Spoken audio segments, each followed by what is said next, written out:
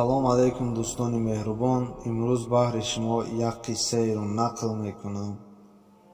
марде бо зани зебое издивоҷ кард ва муҳаббати ӯ ба зан беандоза зиёд буд.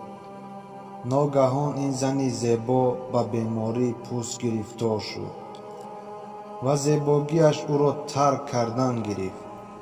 шавҳараш ба саёҳат раҳсипор шуд ва дар ҳолати бозгашт биногии худро аз даст дод, яъне нобино шуд.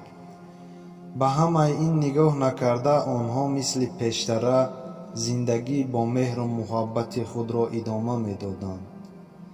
бо мурури замон тамоми зебогии зан аз байн рафт. бисьёр сурати зиште пайдо кард, аммо шавҳари нобино инро пай намебурд ва дӯстдории беандозаи худро давом додан мегирифт, мисли оне ки ҳамсараш ӯро дӯст медошт. яке аз рӯзҳои баъдӣ зан аз олам чашм пӯшид. марги зан мардро ба ғаму ғуссаи зиёд андохт.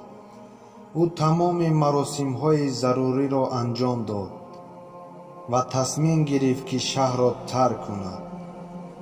шумо ку нобино ҳастед, чӣ гуна шумо беёрдам роҳ меравед, зеро дар ин ҳама вақт шумо бо шарофати зани худ роҳ мерафтед, гуфт шахсе роҳгузар.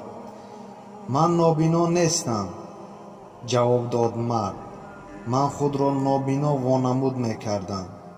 агар вай медонист ки ман чеҳраи зишти ӯро мебинам, ин ба ӯ бештар аз беморӣ зарар мерасонид. ӯ бисьёр зани хуб буд ва ман фақат мехостам ӯро хушбахт нигоҳ дорам.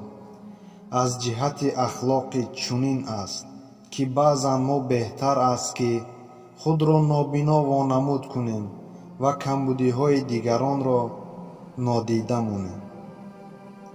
навобаста аз он ки чандин дандон забони шуморо газидан нигоҳ медоранд, боз ҳам онҳо дар дохили даҳон боқӣ мемонанд.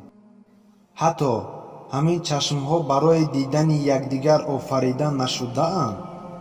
якдигарро дида наметавонанд, вале ба ин дунё назар мекунанд, якҷо гирья мекунанд, якҷо миҷа мезананд дар як вақт. ин аст ваҳдат.